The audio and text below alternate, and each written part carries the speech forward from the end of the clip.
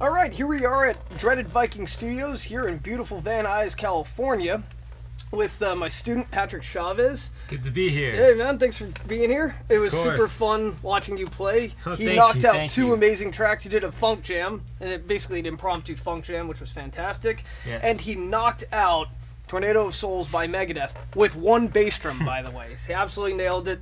So much fun, proud teacher moment for sure. So yeah, let's just dive right in. Tell us about the origin story. Where did your interest in being a musician and specifically a drummer start?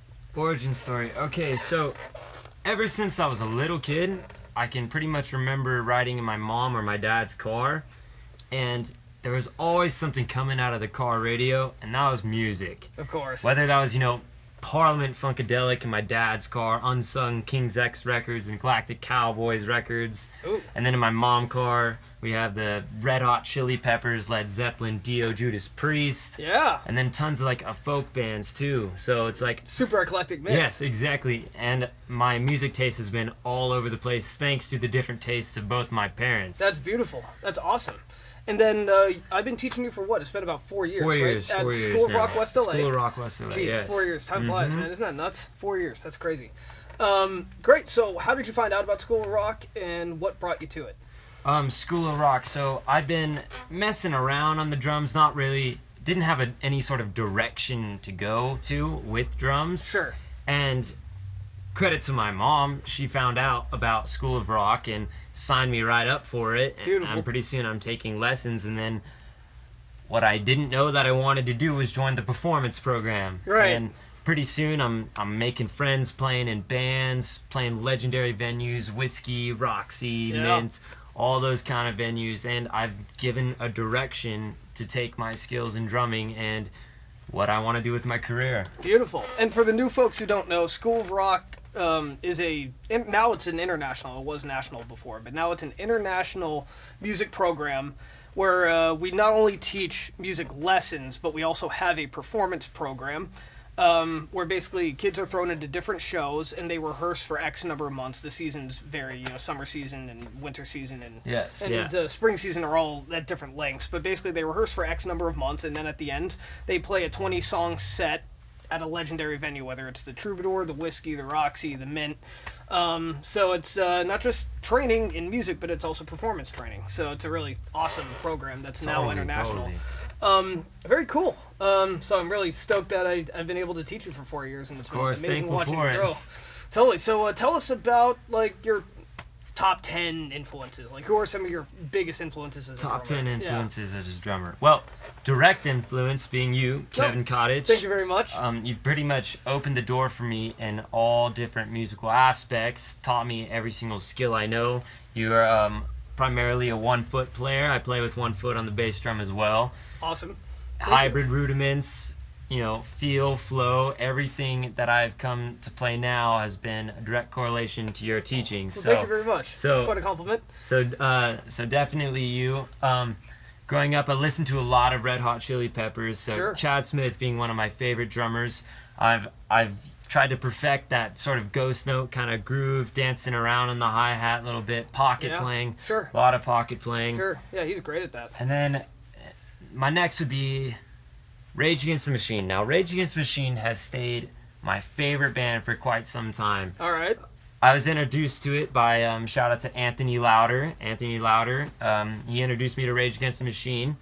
And Brad Wilk, power player, super on point, another heavy pocket player. Very much. And I've always loved them, and they're always going to remain at the top for me. Definitely. Very tasteful player, too. Totally. Every note in his playing has a purpose. Exactly. Yeah, exactly. Very precise player. Nice. Who else? Who are also some of your bigger influences?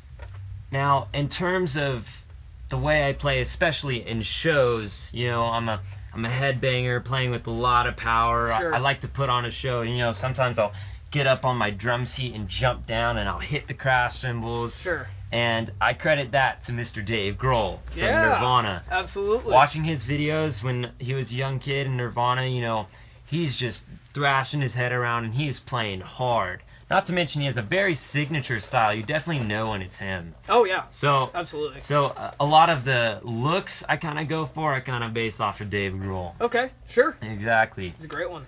And then growing up, listened to a lot of Parliament Funkadelic, and this is where one of my favorite drummers, Tiki Fullwood, comes in. Hell yeah. He's a drummer, another favorite of mine too. Drummer on a ton of Parliament, ton of Funkadelic albums. The first Parliament song I really learned was Super Stupid off the Maggot Brain album. Yeah. And that has remained one of my favorite just rockin' tunes ever. Absolutely. The guy is just, he's such a jam player. Oh, totally. So that's where I try to get that, just jamming, just grooving with everybody. That's awesome. where I try to get that feel from. Mm-hmm. And then another funk player coming from the James Brown scene, Clyde Stubblefield. Yeah, total legend. Lately, I've been getting into, you've been teaching me Cold Sweat. Yeah. Cold Sweat. Yep. A lot of his grooves, they're so just instrumental to the song. I feel like when you can play some Stubblefield, you're definitely on like a better level. Absolutely. than before. Yeah, absolutely. Then now I covered Tornado of Souls, and that goes to one of my favorite drummers of all time, Nick Menza. Oh, total monster. What a beast of a player. That guy is just awesome. He's so clean, so smooth. Yep. And I can only just hope to get to that point of just flow and absolutely. Smoothness. Yeah, Nick Menza's one of the best. He's amazing. Especially in the metal category, so good. Oh, totally. Yeah. And then, a lot of the ride cymbals I do, and ride cymbal techniques, single bass drum, that goes back to you, as well as Nico McBrain, yeah. Iron Maiden. Another huge favorite of mine, too. He came on the Peace of Mind album. Yep, that was his first one with Maiden. Yes. Yeah. And Peace of Mind and Power Slave, as well as Number of the Beast, those being my top 3 favorite Maiden albums. Totally, absolutely. Exactly. And such a unique player. Like, no totally. one plays like him. No one plays like them, and he's and live he's pretty much flawless. Oh, yeah. Just I've never seen him mess up. Yeah. And another tasteful player too. Yeah. 100%. Very tasteful. And then going back to a more groove orientated and from a much darker band is Sean Kenny from Alice in Chains. Oh, sure. And I've always just dug the way he lays into the drums. Man in the Box is probably my favorite song to play on the drums ever, just because it's the yep. And he's another super tasteful player. Absolutely. Always playing to the song, plays hard, and I just love that kind of energy he brings to the table. Absolutely. And then great taste. And then the last one is from the man himself, John Bonham, yeah. Led Zeppelin, and probably influenced everybody, like almost everyone I've named on that list. I would say. Easily. And yeah. The triplet feel, the big sound, yep.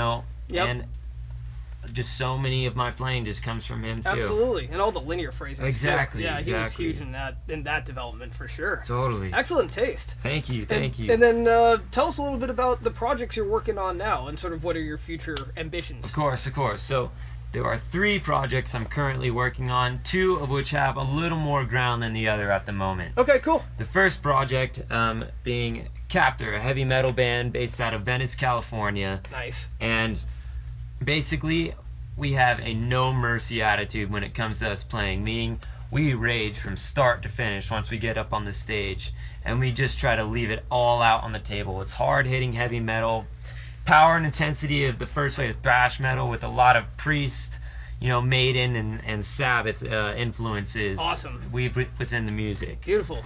And the second project I'm working on is with guitarist Riley Lenz. Yeah. And this project, it's funky, it's bluesy, it's rockin', and it's filled with feel and soul. Beautiful. And the goal of this project is to basically just give something to listeners something that they can take away from the music.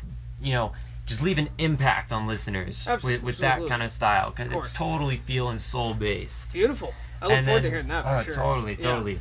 And the last project, while it hasn't really gotten into any sort of early stages yet, is my own material. And that is going to be blues-influenced, hard, heavy rock. Awesome. And it's going to be, pocket influence, grooving, and it's just giving the audience something to just really rock out to. Beautiful. Yeah, totally. And for those who don't know, Patrick is also an awesome singer with a nice low baritone tone.